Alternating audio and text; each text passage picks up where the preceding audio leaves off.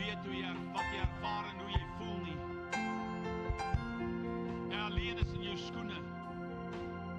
Jy is die een wat hierdie stryd stry. Ander mense kan dit nie namens jou stry nie. Elkeen van ons het 'n pad om te loop. 'n pad om te vervul wat God vir ons bestem het. En die oomblik wanneer ek Jesus kies, dan word ek geposisioneer om God se goeie wil oor my lewe te vervul. Maar dit sê nie dat daar nie moeilike tye gaan wees nie. Dit sê nie dat daar in jou lewe ook stryd gaan kom nie. Wat dit vanmôre vir jou sê is, because he lives, I can face tomorrow. Kan jy dit vanmôre glo? Because he lives, I can face tomorrow. En ek glo dit met my hele hart, ek glo dit met my hele siel. Baie dinge gebeur in ons lewens wat buite ons beheer is. Want ons beplan ons weer, maar God rig ons voetstappe en dan voel jy dikwels, jy's verlate, en jy voel dikwels, jy's verlore, en jy voel dikwels, waar is God, hoekom is die rigting verander, waar het ek verkeerd gehandel, maar ek wil hê moet vanmôre verstaan, because he lives, I can face tomorrow. Ek kan dit vanmôre, ek kan môre nie oorstaan, hoekom, want Jesus lewe, hy is die Alfa en die Omega, weet jy wat, ons gaan nou die liedjie weer een keer sing. God is klaar in môre. Jy het my nie gehoor nie. Ek sê, weet jy wat? God is klaar in môre, want môre is in God man. Ons is nog nie daar nie, maar hy is daar. Want hy belewe alle tye met eens. Hy is gister en vandag en tot in alle ewigheid dieselfde. Hy bly koning van alle konings, Here van die Here, God van alle gode, en is nie moeite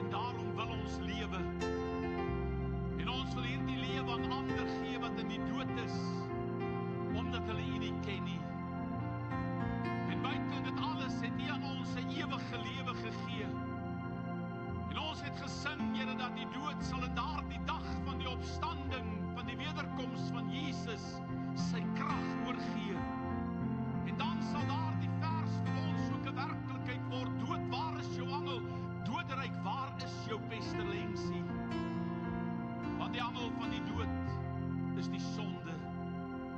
En ons bid vandag, Here, verwyder in ons lewe alle sonde en ongeregtigheid, dat ons voor die rein kan staan en die werk kan doen soos wat U wil hê ons moet doen. Staan U stil by elkeen van ons vanmôre, Here, en spreek U dit wat U wil bedien in Jesus se magtige naam, en ek dank U daarvoor, Vader. Amen. Baie dankie, die Here seën julle. Julle kan julle sitplekke neem. Kom ons gee vir hierdie wonderlike mense hier voor hartlik hande klap. As ek hulle so luister, dan is ek so dankbaar vir hulle, vir elke een wat in 'n bediening staan. Hiervoor is 'n klomp lekkernye gebak op die tafels uitgepak. Iemand het dit gebak, en Pearl City, hulle het dit gebak, en Karika, en almal wat dit voorberei is. Kom ons gee vir hulle ook 'n hartlike handeklap. Daar by die deur ontvang mense jou en verwelkom jou, en daar buite by die hek staan iemand en wag en kyk dat die karre nie gevat word nie, en iemand is die wat die geld opneem, en dis iemand wat die geld tel, en dis al hierdie bedieninge werk binne die konteks van God se liggaam. Nou dat ons daar aan die kant begin het met eredienste, nou kom ek eintlik agter hoe bederf ek is. Want die Here het ons gehelp om 'n klomp mense te kry hier wat vir al die jare die werk gedoen het. Iemand het eendag my sê, hoorie, waar sit jy hierdie lig aan? Pastoor Tini, hulle was hier by die konferensie, ek nou, hoe vra jy my nou? Hoe moet ek nou weet? Sê, weet jy nie waar sit jy die lig aan? Ek sê, nee, ek weet nie. Hy sê, maar dis onmoontlik. Ek sê, nee, is heeltemal moontlik. Hy sê, jy doen alles, ek doen nie alles nie. En van daai dag af sien ek, het hy baie goed begin uitgee vir ander mense om te doen. God het ons geroep in ons gawes, en doen wat jy moet doen. En as jy nog niks doen nie, raai wat moet jy doen? Jy moet iets doen. Sê vir jouself, ek moet iets doen. En jou grootste bydrae is om siele in die koninkryk in te bring. Nee, pastoor, ek is nie evangelist nie, jy hoef nie een te wees nie. Nee, ek is nie 'n teacher, ek weet nie so baie soos jy weet van die, jy hoef nie. Al wat jy moet wees is, jy moet jy wees. Kom aan, jy moet jy wees. Want jy het 'n beïnvloedingssfeer om jou, wat vir jou lief is, wat na jou sal luister, en wat jou sal volg. Ok, en hierdie is nie my preek nie, hoor, dit is sommer net gratis. Ok. Die Here seën julle, prys die Here. Baie welkom vanmôre by die Vadersdag. Ons is so 'n bietjie uitgedun. Ag, daar so baie mense wat verkoue is en siek is. Dan aan die ander kant het 2 sleutelmense geskakel, en se een is siek en die ander is weg vir die naweek, en ag, yesterday. Dit is nogal 'n gesukkel, dis 'n ou so van vooraf moet begin, en dan dink ek aan 1993, dieselfde pad. En nou is ek bietjie ouer. Ek worry nie meer nou te veel oor mooi geboue en lekker sagte sitplekke en allerhande fancy goed nie. Ek soek eintlik net een ding, en dis die Here se teenwoordigheid. Kom aan. Daar's geen plaasvervanger vir dit nie, man. Ek het gesien waar die Gees werk in die mees haaglikste omstandighede, dan's daar vryheid. Ek het in Afrika gesien hoe God se Gees beweeg, sonder niks van alles wat ons al gewoond is, wat ons dink die God se Gees gaan laat beweeg nie.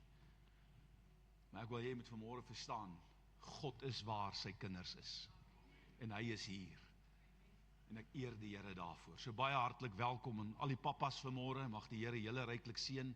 Dis Vadersdag, nou ja, ek moet julle ook geluk sê, en seën vir die dag sê, en geluk dat jy, nee, ek weet nie hoekom ek vir jou sê, is gelukkig dat jy 'n pa is nie, is eintlik gelukkig as jy 'n pa is.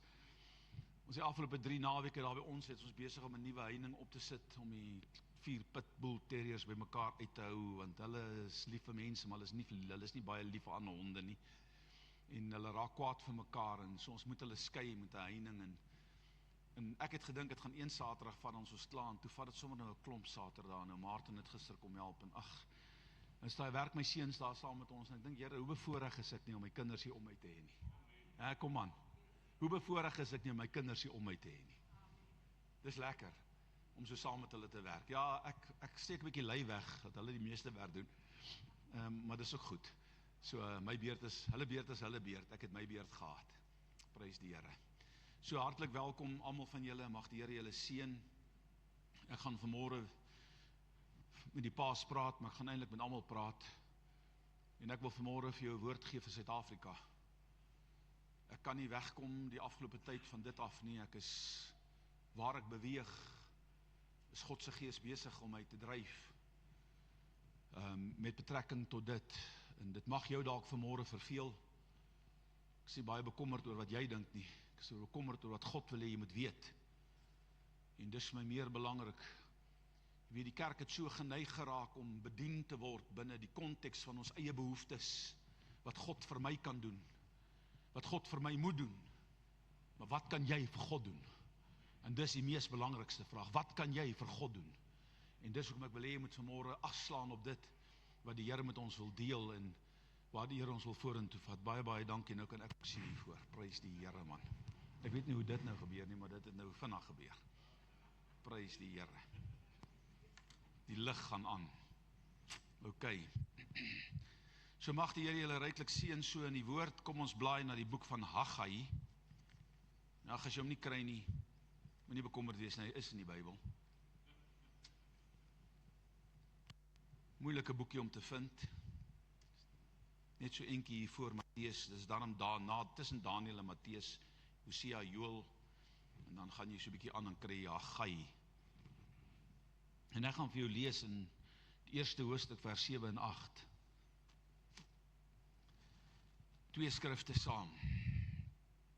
Haggai 1 vers 7 en 8. So sê die Here van die leerskare. Wie praat hier? Ek hoor nie. So sê agter my aan, so sê die Here van die leerskare. So wie praat? Die Here.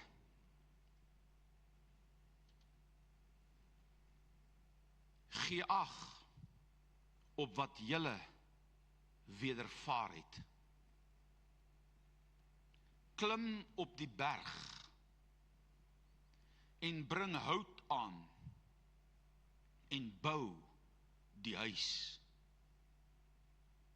Dan sal ek 'n welgevalle daarin hê en my verheerlik, sê die Here.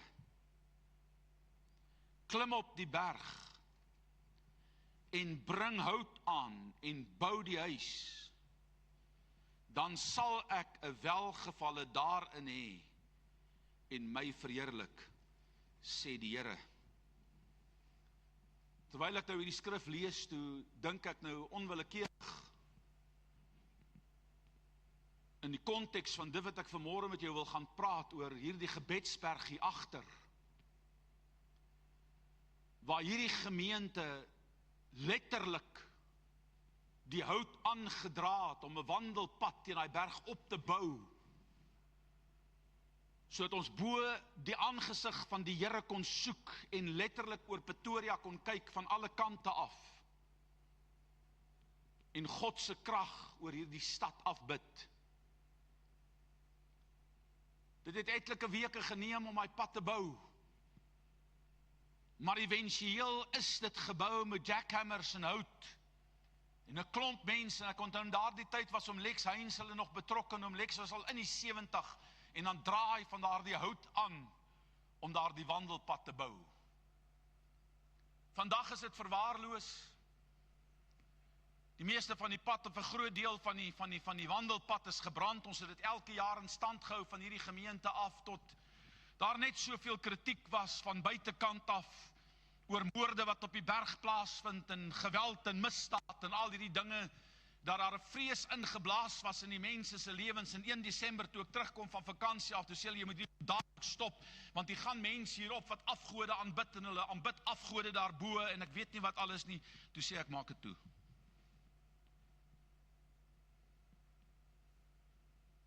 Maar hierdie skrif sê, bring die hout aan, klim op die berg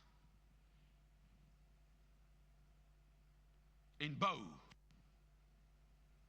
En ek wil vanmôre met jou praat oor die tema vaders.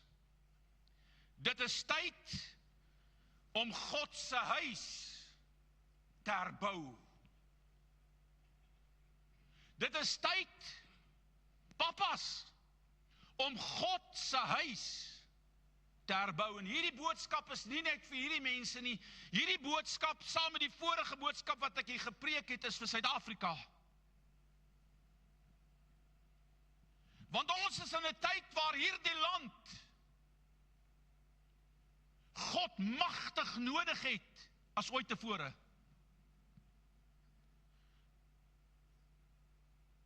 Ek het 'n profesie gister gesien wat iemand vir my gegee het, wat uit Nigerië uitgekom het in die jaar 2011.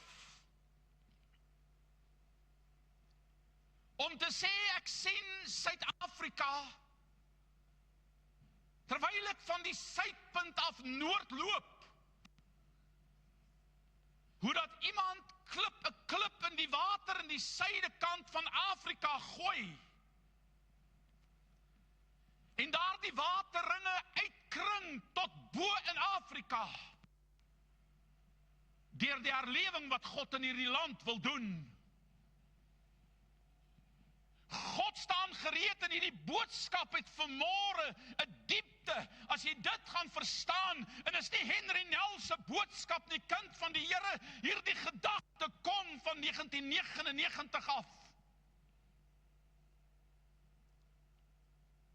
En ek en jy moet agslaan daarop, en ek wil vanmôre by die pappas begin, ek wil by die manne begin, want as ek en jy nie gaan opstaan nie, wil ek vanmôre vir jou sê, 'n vrou kan hierdie land lei nie, ons kort manne wat kan opstaan, en hulle vroue saam met hulle, om God se naam groot te maak in hierdie land, man.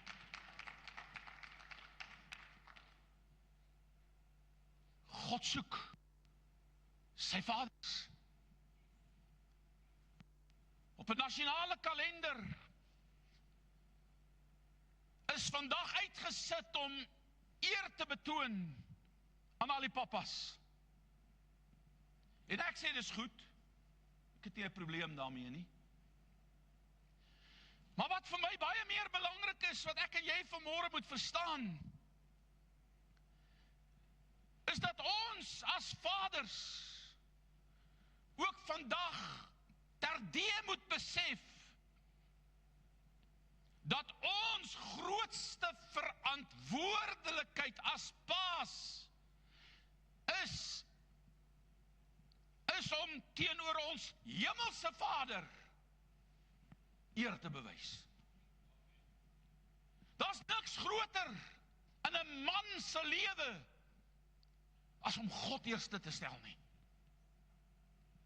Wanneer jy met 'n man praat wat God dien, en ek praat nie van godsdienstig dien nie, ek praat van 'n man wat God liefhet. Hy sal baie foute hê, hy kan baie foute maak, God kyk nie daarna nie. Dawid het baie foute gemaak, maar die Bybel sê hy is God se man na sy hart. Aan die Korintiërs word daar goed uitgewy oor vrouens wat hoofbedekkings moet dra,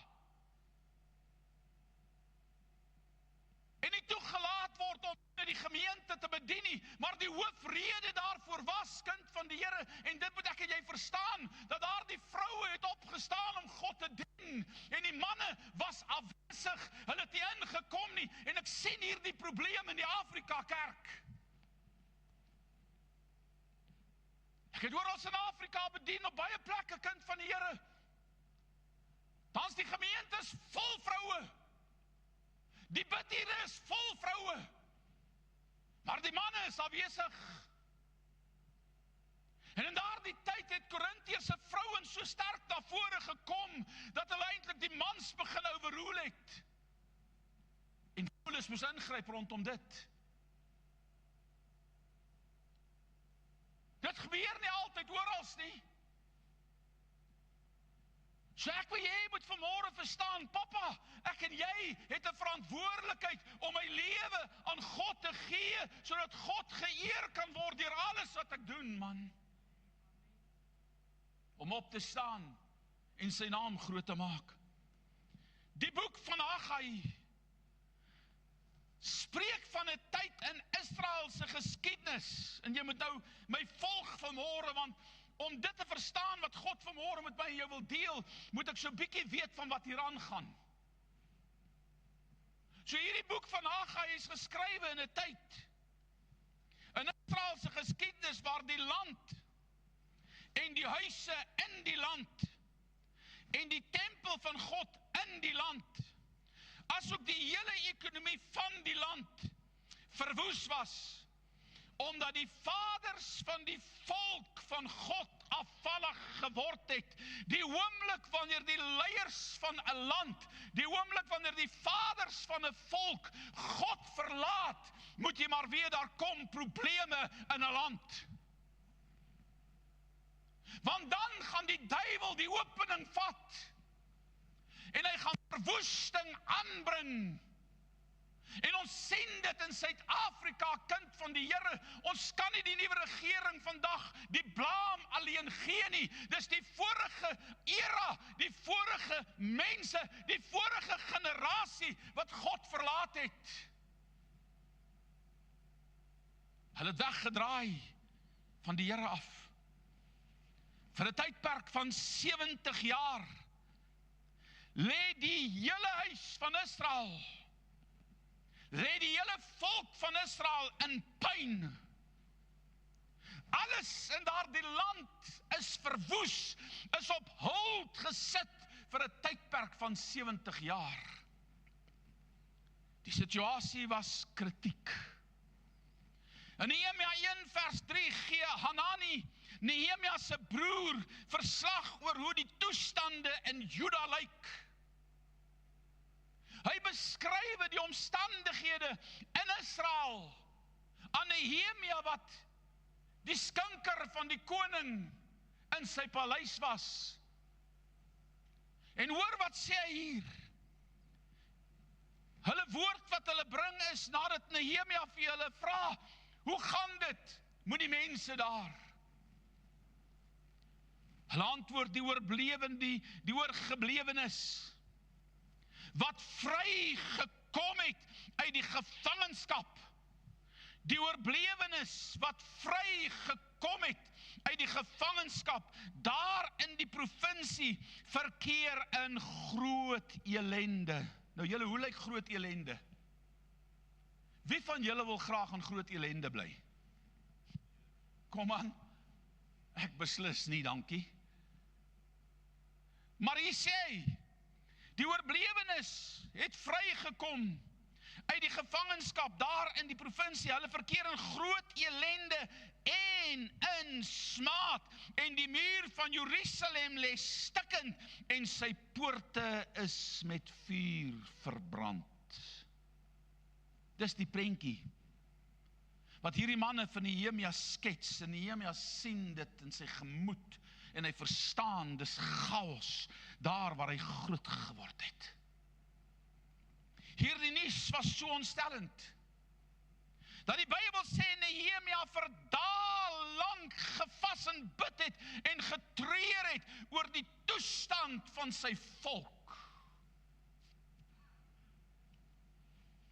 Ek wonder, hoe gereeld en bid ek en jy oor die toestand van hierdie land? Ons moan baie, en ek in kluis, kom aan, ja, okay, julle moan nie, dis net ek. Ek weet pastoor Anton, hy moan glad nie. Julle luister mooi. Hierdie Nehemia hoor dit, en hy verootmoediging vir God ingeween vir sy land, wat nie eens naby hom is nie. 70 jaar van ballingskap het reeds verstryk. Hierdie mense is 70 jaar gelede uit daardie land uit weggevoer na Babylon toe.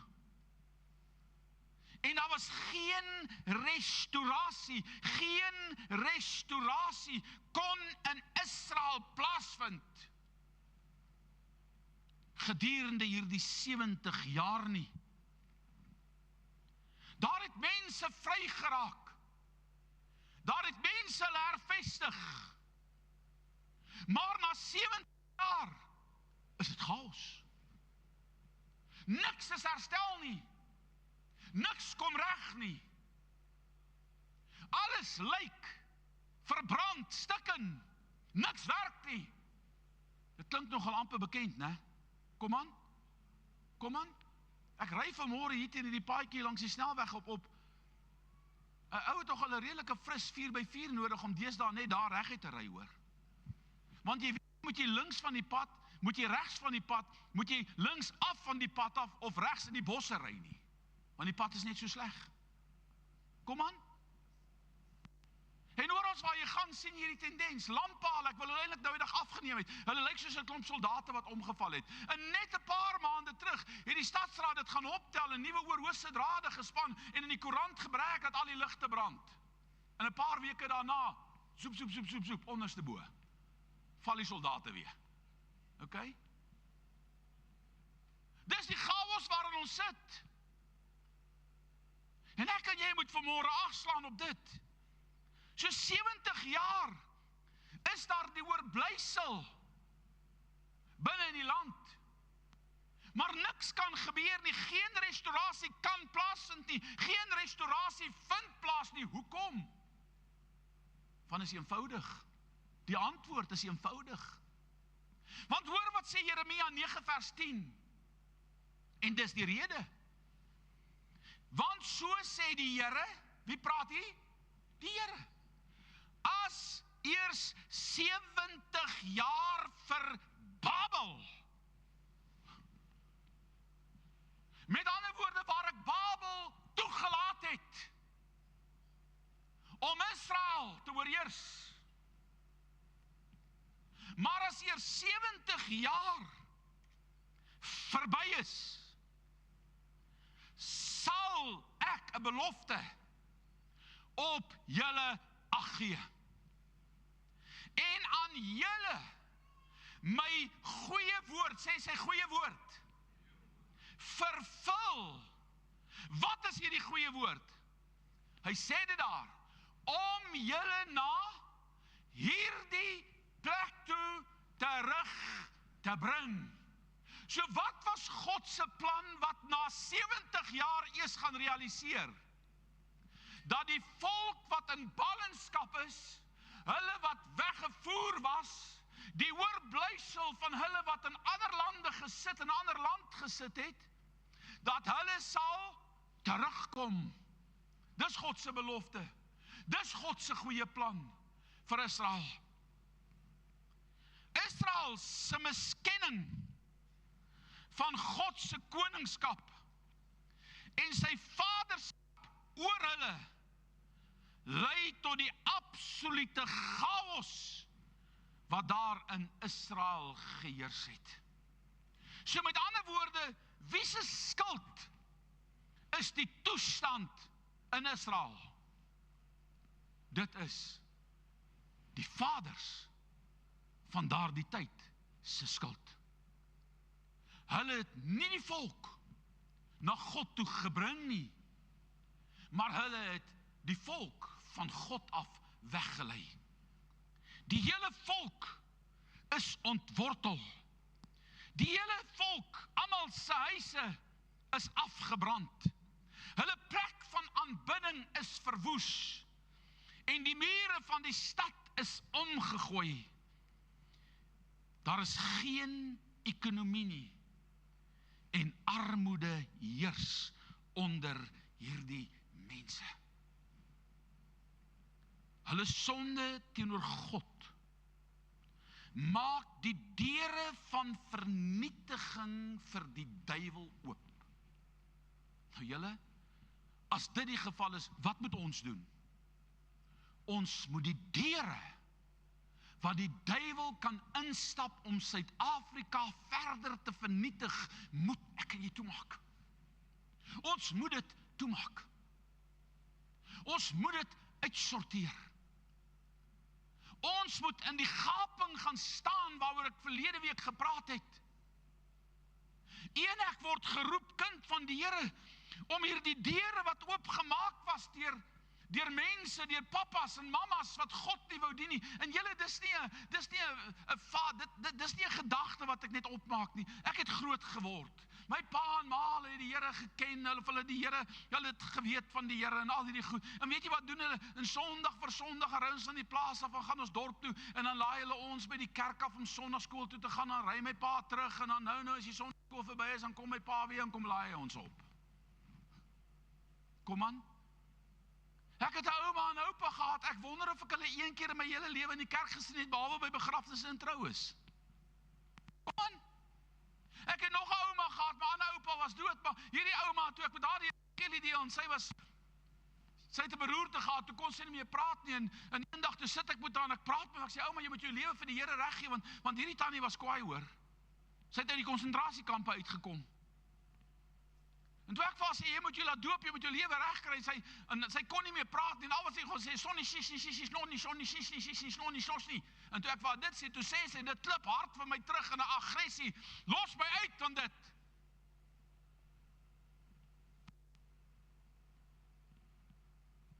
So ons generasie, se ouers, baie van hulle, was ver van God af. Hulle het van God geweet, en ons het groot geword in 'n land waar 'n gereformeerde teologie die land gevlat het. En in daardie vergadering het ek eendag in 'n gemeente gesit, en toe vra hierdie jong predikant wat opgestaan het, was 'n vurige man vir die Here. Jy sê, as die Here môre moet kom en jou lewe moet eis, wie van julle sal hemel toe gaan? Staan bietjie op jou voete laat ek kan sien. Toe staan daar 10 mense uit 500 mense op, en al 10 was ou mense. En weet jy wat doen hulle met die predikant?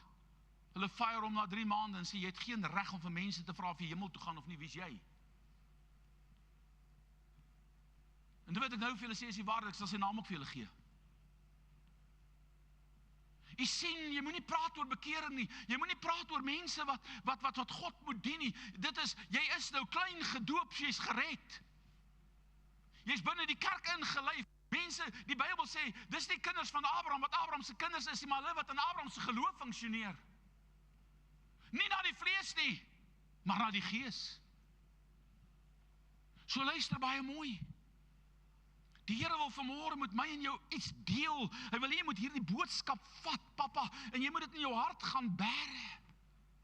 Eers as 70 jaar verby is, sal ek hierdie mense terugbring, maar dan breek die 70ste jaar uiteindelik aan, waarin God beloof het, dat hy hom oor die volk sal ontferm. En daardie jaar het Kores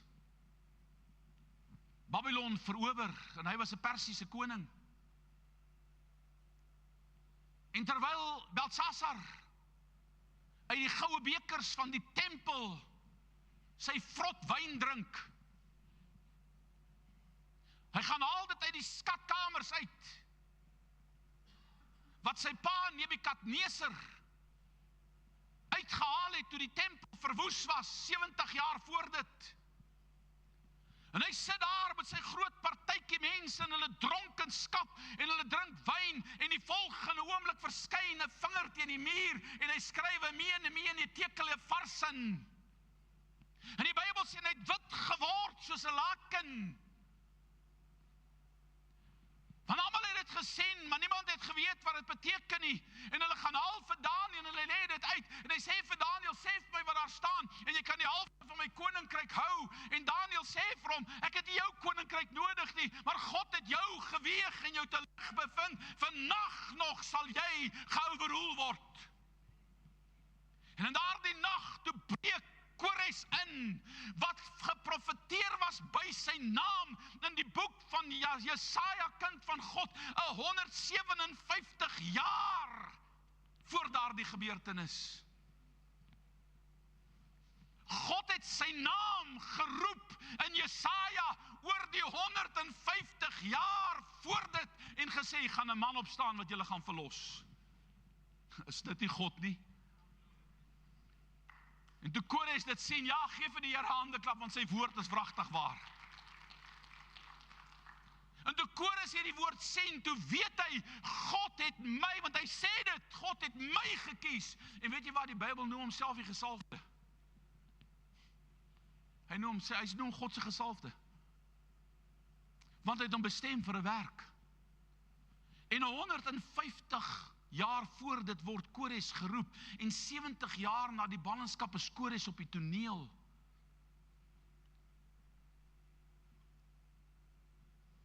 En hy gee toestemming dat elke persoon wat uit Babel, wat in Babel is, Babel kan verlaat om terug te keer, om Israel te gaan restoreer. En die terugkeer uit ballingskap begin.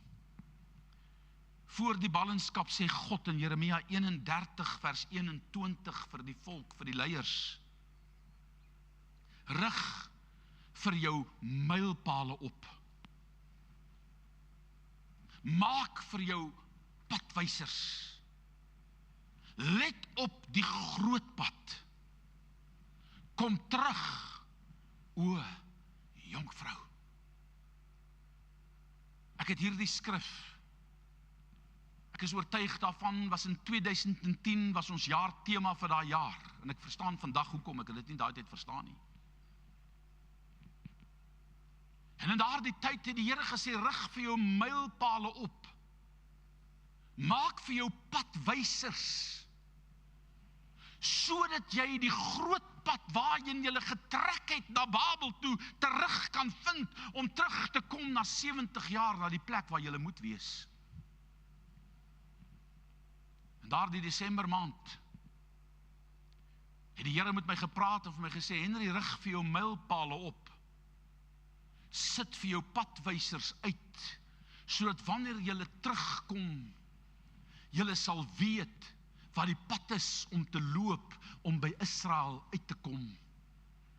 En in daai jaar het ek gegaan, en hier is die eerste keer in my hele geskiedenis, in my hele beloop van my hele bediening, wat ek vir iemand hierdie boek wys. Het ek hierdie boek gaan koop, dit is 'n joernaal van oom Angus, wat hy in daai jaar uitgesit het, and for I know the plans I have for you, declare the Lord. Dan sê hy goeie planne en nie slegte planne nie. En daai jaar het ek gegaan, en ek het alles wat God tot op daardie tyd in 2010 gedoen het, in hierdie boek neergeskrywe, kind van die Here, sodat daar 'n rigting kan wees, profeties, wat God in daardie tyd vir my gesê het, dat ek kan terugkom na daardie tyd toe, wanneer die tyd gereed sal wees om dit te doen, en ek het nie verstaan hoekom dit is nie, en vandag verstaan ek het, en julle gaan dit nou sien. So ek wil hê jy moet baie mooi weet, kind van die Here, God rig ons, hy rig jou voetstappe, hy sê vir jou wat om te doen, hy vat jou op sy pad. Ons weet nie altyd hoe goed werk, en wat is die rigting nie, maar God weet. Hy soek net 'n hart wat gewillig is.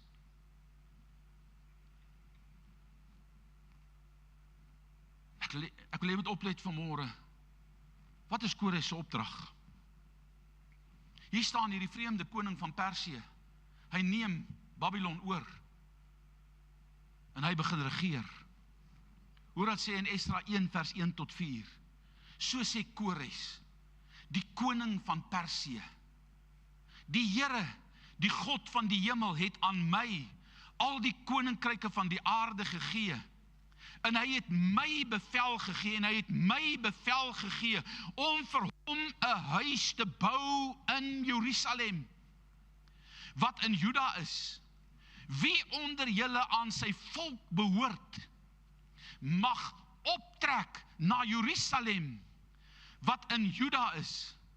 Wie onder julle aan sy volk behoort, mag optrek na Jerusalem, wat in Juda is.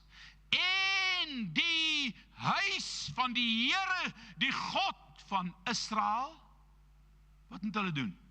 Bou. Herbou sy huis. So wat moes hierdie ballinge wat terugkeer op hierdie groot pad, op hierdie bakens wat op hierdie roete gesit, wat moes hulle doen? Hulle moes gaan om God se huis te herbou. Israel, God se volk, God se manne, God se vaders, moes teruggaan om God se huis op sy plek te bou. In Esdra 1 vers 5 staan, toe het die familiehoofde, nou wie is die hoof van die families? Die vaders. In hierdie geval verwys hulle na die owerstes oor 50, owerstes oor 100 en wat dit ook al was, maar die hoofoupas, die vaders. Toe het die familiehoofde van Juda en Benjamin klaargemaak. Toe Kores sê, trek, gaan terug, gaan bou hierdie huis, kry hierdie huis uitgeroep, want God het vir my gesê, doen dit, God wil julle gebruik, gaan terug. Toe het die familiehoofde van Juda en Benjamin klaargemaak, en die priesters en die leviete, elke een wie se gees God opgewek het, om op te trek, om die huis van die Here wat in Jerusalem is te bou.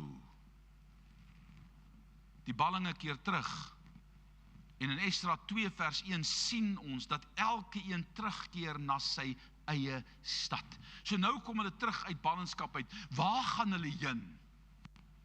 Logies, elkeen gaan na sy eie dorp, sy eie stad, waar sy huis was. Kom aan, sê jy dit nie ook gedoen het nie?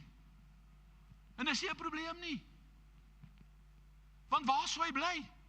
Sy eie huis is verwoes, hy moet dit regmaak. As 'n ander prioriteit, hy moet vir sy kinders en sy vrou in goed sorg. Esdra 2 vers 68 gee die familievaders vrywillige werkers. Nou is hulle by hulle huis en hulle stede. Nou sê die Bybel, gee die familievaders vrywillige werkers om die tempel te herbou. So die familiehoofde sit binne hulle dorpe, en hulle sê in hierdie stad, in hierdie familie van ons, gaan die ou en die ou en die ou en daai ou en die ou en die ou en die ou en daai ou, elkeen van hulle sal kom om die bouwerk te help voltooi. In vers 70 staan, so het dan die priesters en die leviete en van die volk en die sangers, so het dan die priesters en die leviete van die volk en die sangers en die poortwagters en die tempelbediendes in hulle stede gaan woon, en die hele Israel in hulle stede. So wat is die eerste ding wat by die ballingskap herstel word? Grondgebied. Kan jy sien? Grondgebied. Hulle gaan terug na hulle huise toe. Let op die situasie. Alles is verwoes. Die hoofde van die families gee vrywilligers om in Jerusalem te bly, om die tempel te bou. Die res van die vaders met hulle gesinne gaan hervestig hulle in hulle stede, om die res van die land wat verwoes was uit te sorteer. In Hoofstuk 3 vers 1 staan, en toe die 7de maand aankom, hoe lank na die terugkeer? 7 maande. En toe die 7de maand aankom, en die kinders van Israel in hulle stede was. So waar was die kinders van Israel na 7 maande?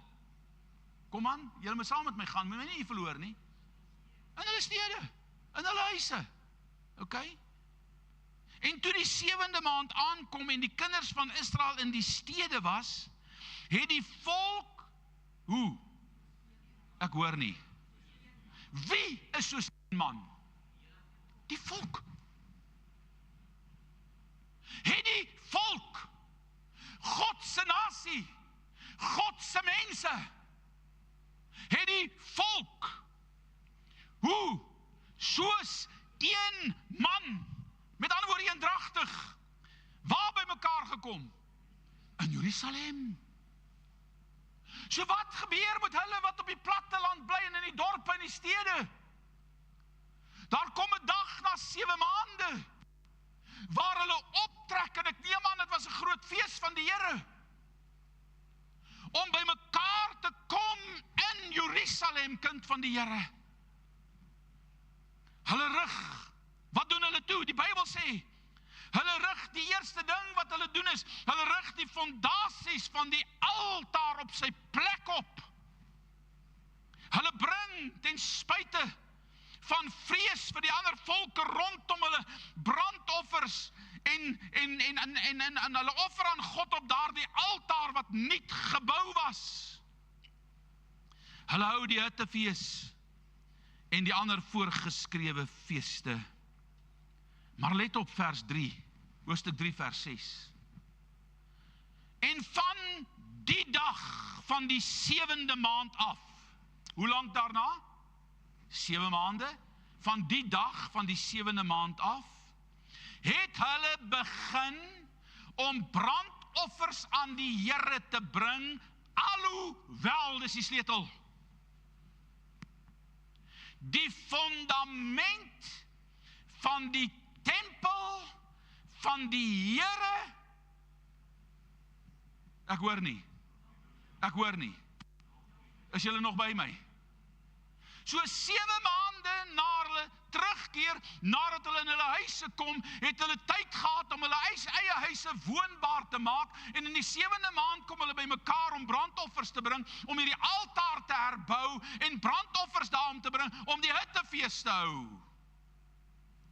Maar die Bybel sê, hulle het nog nie die fundament van die tempel gelê nie.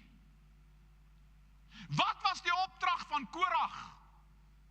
Herbou God se huis. In Esdra 3 vers 7 word die nodige ambagte aangestel om die boumateriaal te berei. In vers 8 sê hy, en in die 2de jaar na hulle aankoms, so hoe lang tyd het nou verloop? Eers 70 dae, en nou 2 jaar, ok? So hoeveel dae is dit? Amper 700 dae. So en in die 2de jaar, na hulle aankoms by die huis van God in Jerusalem, in die 2de maand, het Serubabel die seun van Sealtiel 'n begin gemaak, hy en Jesua, die seun van Josadak, en hulle ander broers, die pappas, wat uit die gevangenskap na Jerusalem gekom het.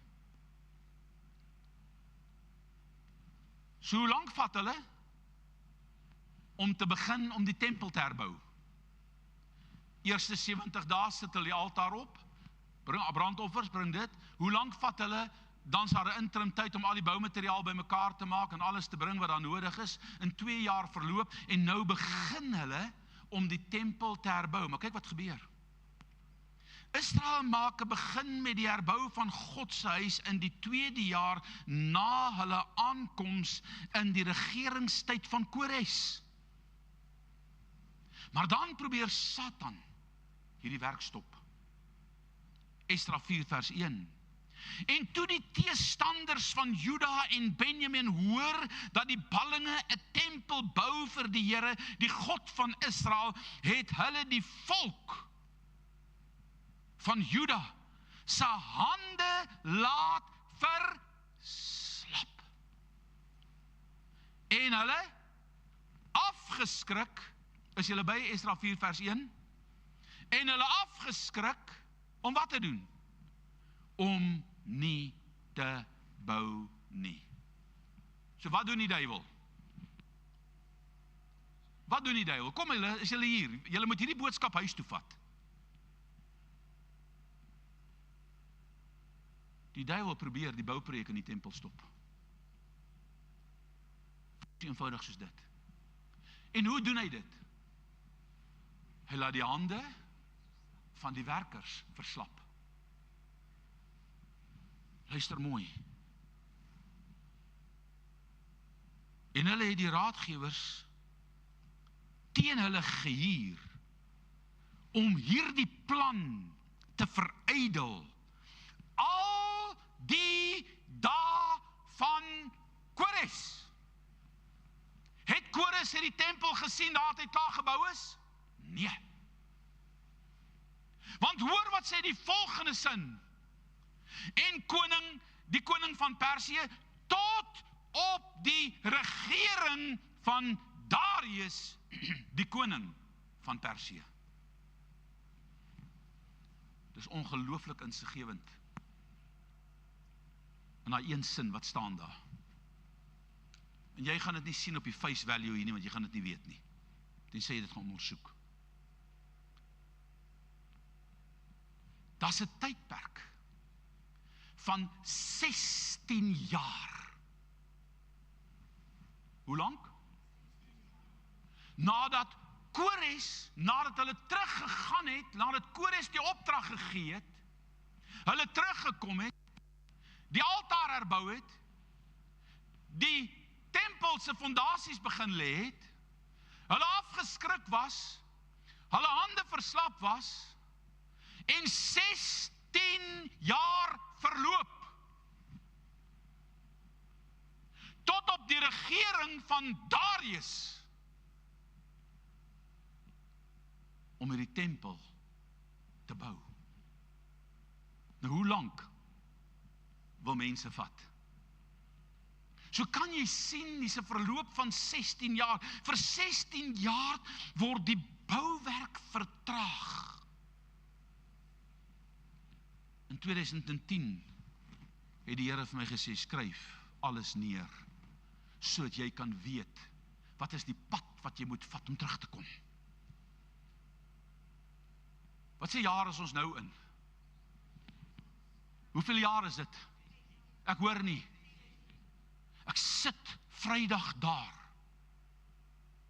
en ek sien hierdie dinge raak, en skielik verstaan ek, ons hande het slap geword, om hierdie land deur te bid. Ons hande het slap geword, om God eerste te stel. En 16 jaar verloop, en hierdie tempel is nie herbou nie. Ek wil vanmôre vir jou sê, moenie vaskyk teen dit nie, want hier is 'n pragtige omdraai in hierdie situasie, van dit wat God nou gaan doen. 16 jaar is verby, my hande het slap geword. Toe 'n baie hooggeplaaste van een van die kerke in 'n vergadering instap, waar ons die noordelike predikers bymekaar gehad het, wat ek in die begin georganiseer het. Terwyl ek daar sit, toe stap hierdie man en sy jeugpredikant binne in hierdie vertrek, en ek plaar van hierdie was 'n hooggeplaaste ou binne 'n ring. En hy staan op sy voete, hy neem nie eens die waardigheid om te gaan sit nie. Hulle albei staan op hulle voete en hulle maak hierdie stelling. Ek wens hierdie storie van julle boeties en sissies wil ophou, want ons hou nie daarvan nie. Ek wil vir jou sê, jy is my boetie en jy is my sis, jy wil weet of nie, in die Here. Jou DNA is Christus se DNA, en my DNA is Christus se DNA. En daai dominee staan daar en hy blaker hierdie volgende woorde uit, letterlik gemik teenoor my. En hy sê, hierdie klomp werk wat julle ons gee, wie dink julle is julle om dit vir ons te gee? Ons het ons eie kerk en ons eie organisasie en ons eie gemeentes wat ons moet ran. Ons het nie tyd vir al hierdie dinge wat julle beplan nie. Ek het niks alleen beplan nie. Ek het 29 gemeentes gehad op 'n raad, van verskillende predikante en pastore wat saam gedien het, en nooit was ek die voorsitter van daai raad, ek het dit altyd afgegee dat iemand anders dit doen. En daai ou blaker 'n klomp woorde daar uit, en hy slat my in my gesig met 'n vuishou, dat ek voel my knie knak. En hy draai om en hy sê, ons gaan nou loop, tot ziens. En Karel Berends vlieg op, Dr. Karel Berend van Hatfield Noord daai jare, en hy sê, nee, wag so bietjie. Julle kan nie hierdie bom in hierdie vergadering gooi en dan omdraai en loop nie. Wat is julle? Julle sorteer hierdie ding nou uit. Dit wat julle wil sê, sê julle nou. Al wat hierdie mens, wat hierdie man wil doen, is om God te soek, om te bid, dat hierdie land in herlewing kan instap. En julle maak hierdie tipe stellings, en Karel kom en hy vat my plek, en van hulle eie sendelinge, hy net 'n entjie van hier af, draai na my toe, en hy sit sy hand op my skouer, en hy sê, ek is jammer vir my persoon, hy sê, ek is jammer vir my kollegas se gedrag. Ek sit daar en ek voel die pyn van hierdie ou.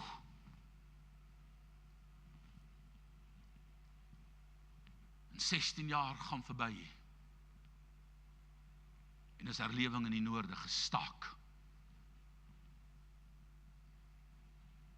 Sy het opgehou bid by die forum, opgehou bid op die berg. Maar die tyd is nou. Hoor jy wat ek sê? Die tyd is nou. En dis hoekom God my meer los wil hê. Dat ek tyd met God kan spandeer.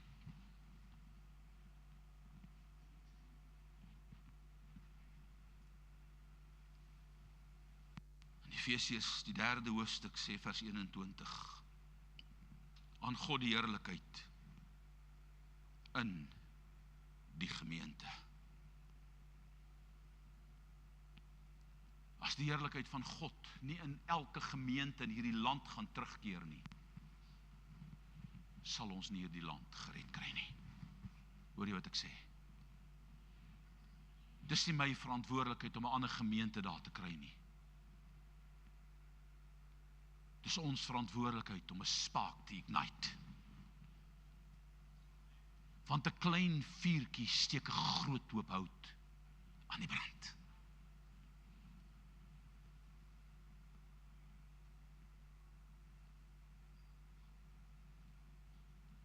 Hoor mooi, wat sê Haggai, die eerste hoofstuk vers 1 en 2. In die 2de jaar van koning Darius, nou is ons in Darius se tyd, 16 jaar daarna, op die eerste dag van die 6de maand, wat se maand is ons nou in?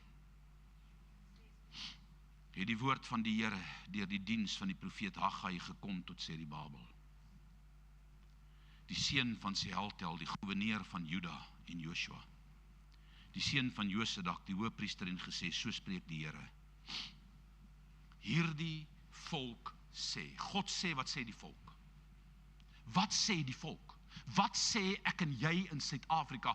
Wat sê die kerk vandag? Wat sê die kerk vandag oor ons land, oor ons omgewing, oor ons toestand? Wat sê ons? Kom ek sê vir julle wat sê ons. Dis wat hier staan.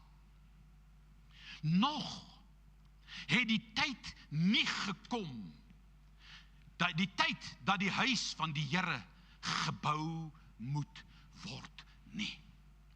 16 jaar verloop. En wat sê die volk? Nog het die tyd nie gekom om die tempel van God te herbou nie. Julle 30 jaar het in hierdie land verloop. Nog sê hier die volk, die tyd is nie daar om Suid-Afrika te herbou nie. Hoe lank bou ons gemeentekies? Hoe lank bou ons kerkies? Dis tyd om God se koninkryk te bou. Dis tyd om God se huis te bou. En wie is die huis? Dis ek en jy. Ons moet in mense se lewens belê. Nog het die tyd nie gekom, die tyd dat die huis van die Here gebou word nie. Onthou Kores se woorde. God het vir hom gesê om vir hom 'n godshuis in Jerusalem te bou. Die volk herbou hulle eie huise en hulle eie stede. Die vaders van die volk gee afvaardigers om te help om die fondasie van die altaar te lê. 7 maande besef hulle hierdie verantwoordelikheid en hulle kom almal bymekaar in Jerusalem om die tempel te bou. Die altaar word opgerig en die brandoffers en reukwerk begin. Dan staan daar vyande op en stop die bouwerk voor die fondasie van die tempel gegooi is. En 16 jaar na Kores verloop in die 2de jaar van Darius profeteer Haggai, omdat die volk van God sê, nog het die tyd nie aangekom om die huis van die Here te bou nie. Wat sê die volk? Dis nog nie tyd. Dis nog nie tyd om God se huis te bou nie. Waar is al ons mense wat vanmôre hier moes gewees het? Ja, ek verstaan, dis Vadersdag en ek verstaan, daar's ander verantwoordelikhede. Verstaan, as baie mense wat siek is. Maar waar is die kerk? Wanneer kom ons eendragtig by mekaar? Vergeet so 'n bietjie van allerhande dogmatiese verskille en dinge en begin God se heerlikheid soek. Hoor nou wat antwoord die Here hulle op hierdie stelling wat hulle sê dis nog nie tyd nie. En Here, dit is wat ek gesien het in hierdie week wat die Here vir die pappas sê. Weet jy, in hierdie boodskap het die Here vir my gegee 'n paar maande terug toe pastoor Dirkie bedien het oor Haggai, die latere heerlikheid van die huis sal groter wees as die eerste heerlikheid. Ek het daar in die bank gestaan toe gee die Here vir my hierdie woord. Hoor dit sê vers 5. Hy sê gee ag. Nou praat die Here, julle sê dis nog nie tyd om die huis te herbou nie. Nou sê die Here vir hulle, Gee ag op wat julle wedervaar het. Wat beteken daai woord? Gee ag op wat julle wedervaar het. Gee ag in Afrikaans op dit wat julle ondervind het. Is dit wat daar staan? Wat het hulle ondervind? Nommer 1. Julle het oor 'n tydperk van 16 jaar baie gesaai, maar wat was die effek? Wat was die effek? Min ingebring. So wat is geaffekteer hierso? Nie die saad wat gesaai is nie, maar die oes van die saad. Vir die afgelope tyd kyk ons na ons finansies en ons sien die saad wat gesaai is. En in hierdie week toe huil Christa voor die Here en sy sê, maar ek verstaan dit nie. Hierdie kerk is getrou in sy hele lewe deur aan sy tendes. Hy gee sy volle tende aan hoofkantoor. Hy gee sy volle tende dat hoofkantoor aan 'n gemeentes kan help. Ons saai in mense se lewens. Hoekom is dit so dat ons nou deur hierdie finansiële stryd gaan van 'n R30.000 verlies in 'n maand? Ek lees hierdie skrif en skielik verstaan ek dit, kind van die Here. Julle het baie gesaai, maar min het ingekom. Hoekom? Want daar's 'n werk wat gedoen moet word wat eerste prioriteit is. En vir God om ons aandag te kry, gebruik hy dinge wat ek en jy kan verstaan. Julle het geëet, maar nie tot versadiging nie. Julle het gedrink, maar nie genoeg gekry nie. Julle het julle geklee, maar nie warm geword nie. En wie hom vir 'n loon verhuur hom om dit in 'n stikkende beurs te sit.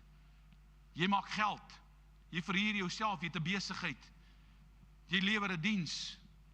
Maar aan die einde van die maand, dan kyk jy na jou beurs en sien, maar waar is die geld teen wat ek gemaak het, en dan is dit gone. Kom aan. Wie van julle ervaar dit? Ons beleef hierdie tekorte oral waar ons gaan. Ek wil my haas, want ek is amper klaar. Hoor wat sê vers 7. So sê die Here van die leerskare. Wie praat? Die Here. Gee ag op wat julle wedervaar het. Kyk wat julle beleef het oor hierdie afgelope 17 jaar.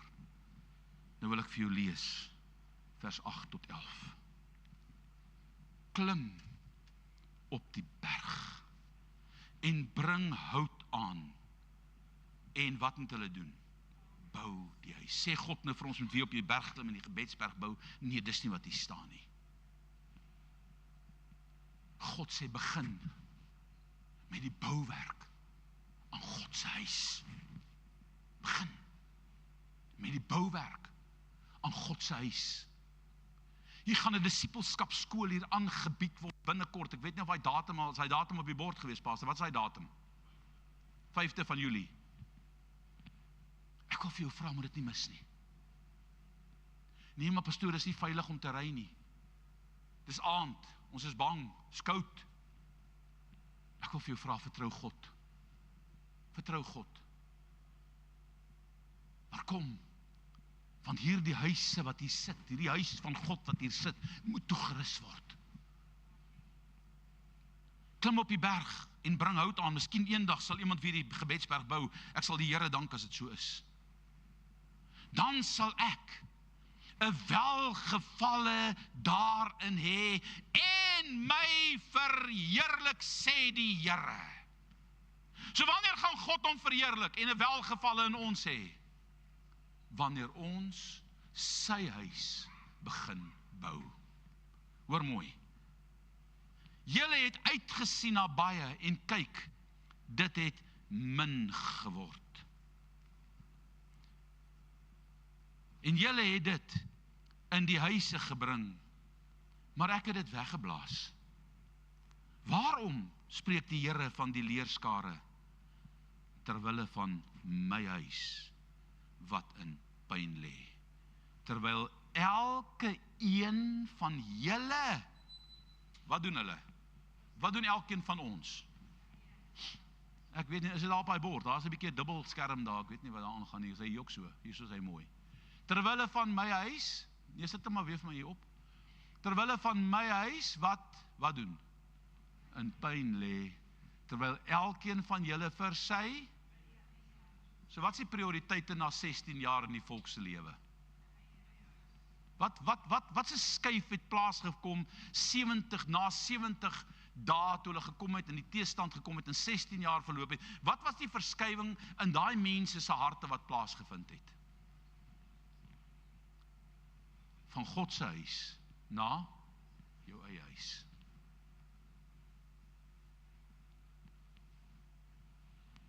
Julle, kom ons wees eerlik. Wat absorbeer die meeste van ons tyd? Ons eie huise, ons eie kinders, ons eie werke. Dit vat ons tyd. En ons het nie tyd om aan God se werk te spandeer nie. Ek wil afsluit.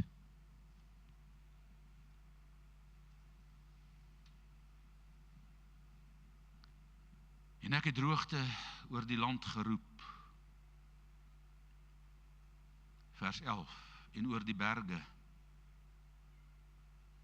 en oor die koring, en oor die mos, en oor die olie, en oor alles wat die grond oplewer. Ek het 'n droogte oor alles opgewek, en oor die mense, en oor die diere, en oor alle arbeid van julle hande. Toe hulle dit hoor, het Serubabel, die seun van Sealtiel, en Joshua, die seun van Josedak, die hoofpriester, en die hele oorblyfsel van die volk, toe hulle dit hoor, het hulle gehoor gegee aan die stem van die Here, hulle God, en aan die woorde van Haggai, die profeet, volgens die opdrag waarmee die Here, hulle God, hom gestuur het. En die volk was vervul met vrees voor die aangesig van die Here. Daarop het Haggai, die boodskapper van die Here, kragtens die boodskap van die Here met die volk gespreek en gesê, ek is met julle, spreek die Here. Wie is met ons? Die Here. Hoor nou, vers 14.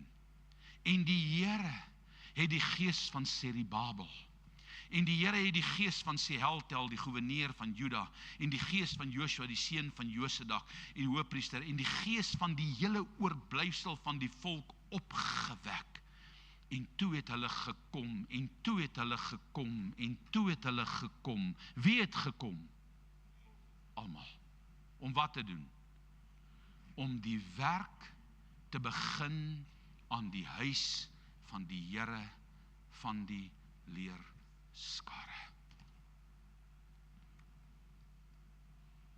Wat moet ons gebed wees in hierdie tyd?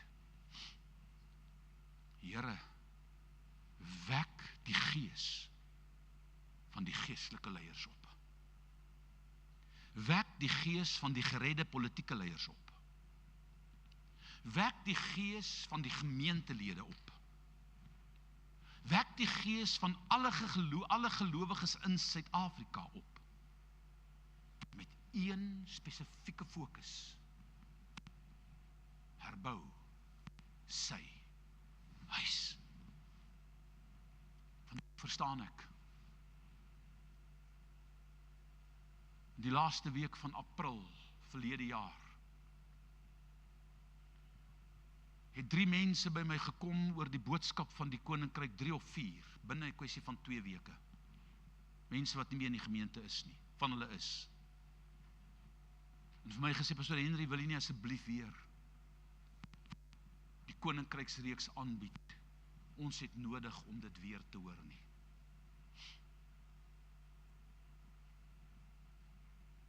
En toe ek sien, daar's op die getuienis van 2 of 3, dat daar so 'n behoefte is, het ek begin met 'n disippelskapskool, wat van self die naam gekry, die naam van die hele reeks is Herbou sy huis. Julle kan maar daar in die gang kyk, haar hele prentjie is daarop.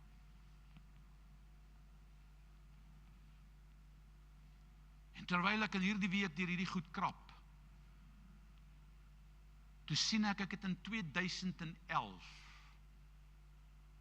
'n hele lesing van oor die 20 bladsye geskryf oor herbou sy huis. Ek het dit lank al vergeet. Ek weet nie waar aan staan nie. Ek het dit net oopgemaak om te sien of dit nog daar is. Wat wil God in jou doen? Hy soek ons naby hom. Hy soek ons in 'n persoonlike verhouding met hom. Miskien het jy jou eie huis gebou, maar niks werk uit nie. Jy saai, maar daar kom nie 'n oes in nie. Jy doen alles reg, maar niks gebeur nie. Hoekom? God roep vandag sy kerk terug. Hy sê, gaan doen julle eerste prioriteit. Soek eers my koninkryk en al die ander dinge sal vir julle bygevoeg word. Vir 30 jaar in my lewe het ek nooit 1 maand bekommernis gehad oor die kerk se finansies nie, nie 1 maand nie. Want God het elke maand vir ons uitgetrek en vir ons voorsien. Maar van 2018 af het daar 'n groot uittog van Afrikaans sprekende mense uit hierdie omgewing plaasgevind en baie mense het hierdie gemeente verlaat, Kaap toe getrek, oor see gegaan, in 1 jaar oor die 18 mense.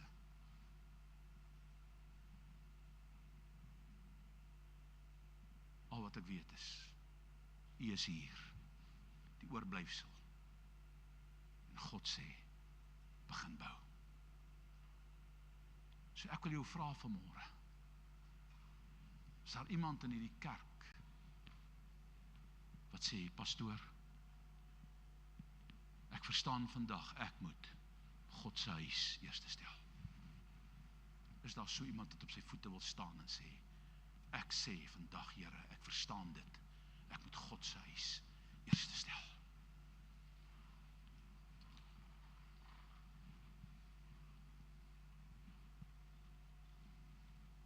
Staan op.